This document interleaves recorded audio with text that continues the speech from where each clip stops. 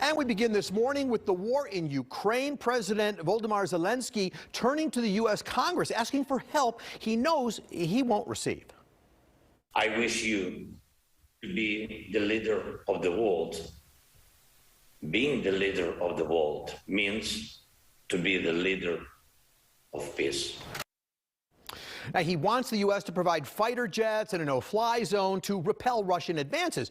The U.S. has already rejected those requests, but President Biden did announce more than $800 million in additional aid. I spoke with Illinois Congressman, who is co-chair of the Congressional Ukraine Caucus, Representative Mike Quigley.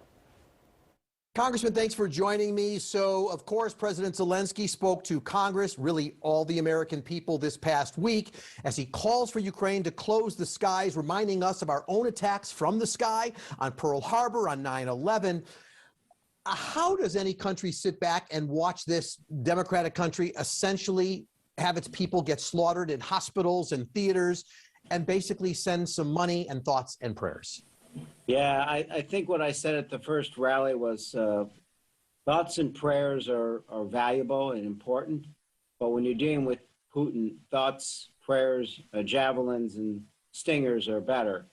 There's a certain practical quality to all of this that we need to adhere to. I'll say that I thought the speech to Congress was very well done. Maybe the most powerful moment I've witnessed with President Zelensky's the Saturday ago when he did a Zoom call with about 200 and something of members of Congress.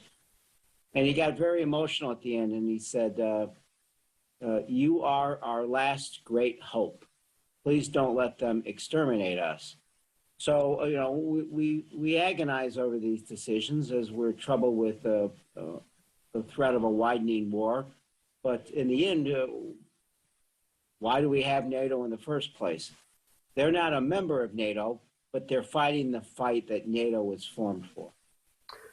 Of course, we're sending, as you know, it's been approved $800 million to Ukraine for anti-aircraft systems, armor-piercing missiles, machine guns, shotguns, all sorts of things.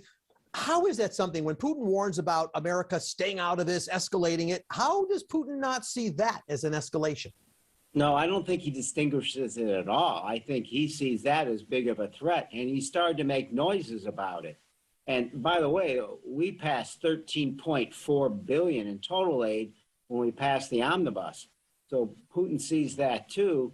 About half of that's going to be for lethal. All told, we'll be in for about $8 to $10 billion for lethal aid. So that missile strike about 10 miles from the Ukraine, that missile strike about 10 miles from the Polish border tells you something. And the same day, that Saturday, the deputy foreign minister of Russia said that those convoys bringing lethal aid are legitimate targets. So, look, Putin is escalating. We have to meet him in real time. So I get it when people say, if you do that, it'll start World War III. If we don't do it, we will let Putin dictate where the red lines are and watch the Ukrainian population get wiped out. So along those lines, President Biden has said, we're not going to put troops on the ground because we don't want to trigger that World War III. We're not going to help Poland, at least as of now it appears. We're not going to help Poland deliver airplanes over there. But the question I want to ask you actually is this. Is it wise for the American president to forecast to Russia what we won't do? Why would we take anything off the table as far as Putin's concerned? We did that at the beginning when it came to sanctions, right? So, well, we won't do this, we won't do that. And even President Zelensky asked us for a list, so Putin knew what the threat was. My response was, to your point, I want Putin to be worried about everything. I want Putin to realize that NATO is all in and the West is all in. And maybe that is the best news, if there is anything, is that Putin took a fractured West and NATO, splintered at its very core, and unified it like never before in our lifetime. So bottom line is, we're not going to have troops on the ground. But our own Secretary of State, Blinken, said we were actively, very, very actively contemplating it and then backfilling Poland. But that still should happen. Look, the bottom line is, I don't know where Putin draws the line. He's angry, obviously, but you can't watch a maternity hospital get flattened and the evacuation lines be closed off and not at least try to help them in the air because right now they're at Putin's mercy.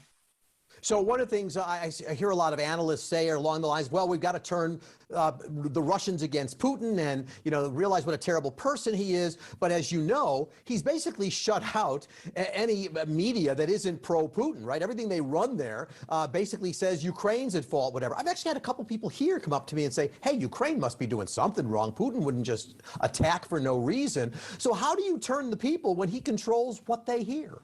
It's very difficult. You see over 10,000 Russians arrested for protesting, which is telling you some messages getting out.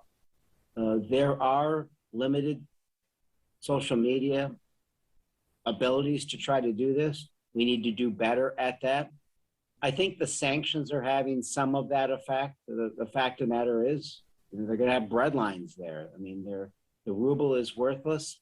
The stock market's been closed. Their economy is crashing. And eventually that turns on Putin if we're careful. So his ability to suppress even that is so dramatic. If anyone's waiting for that to happen in the very near future, they need to be more patient. So President Biden has literally now called Putin a war criminal. The International Court of Justice has basically told Russia to stop this. Does this all strike you as there's just a lot of symbolic stuff? There doesn't seem to be a lot we really can do, which makes me worry. If China wants to go to Taiwan one day, why not? Well, clearly China is watching the Western resolve with an eye on Taiwan. Couple things. China plays a really big role here. And it's important that China sees the resolve of the West, as good as it's been. I think it's important that China sees all these multinational corporations pulling out of Russia and the effect on the Russian economy, because they're not insensitive to that. Right now, their economy is not humming. So they're going to play a big role. Will they backfill Russia militarily? Will they help them get around the sanctions that are taking place? Those are critical right now, and it's up to us and all of NATO to work with them. Just before the invasion, they put together a manifesto where China for the first time said that they oppose NATO expansion. That's a problem. That old Sino-Soviet tie is coming back together, and particularly now, we need to keep them apart. Real briefly, by the way, I know there's been a bill, it's out of committee, to suspend Ukraine's international debt payments. You're on that, Chuy Garcia and others. It's a nice step, but did anybody really think Ukraine was going to start cutting checks these days?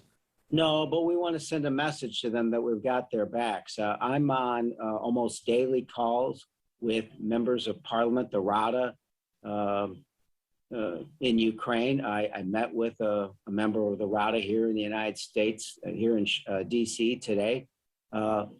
So they know, and we know, that when that blessed day is over and this war is over, there's going to be an amazing rebuilding process that's necessary. Even before the invasion, Putin knew what he was doing. By surrounding Ukraine on three sides, he tanked their economy. So the world's going to have to help them build their economy and rebuild their cities.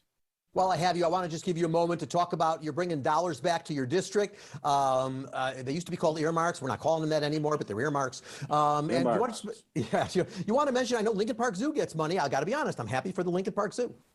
We wanted to, when we got earmarks back, we wanted to give the public an idea of what targeted spending could be, right? It's not additional money spent, it's money that members get to direct specifically. So I'm an appropriator. I'm a chairman on approps. I was 10 for 10. I got 10.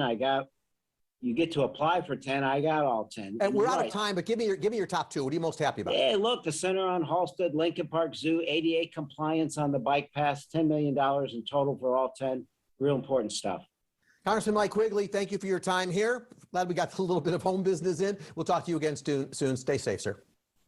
Thank you.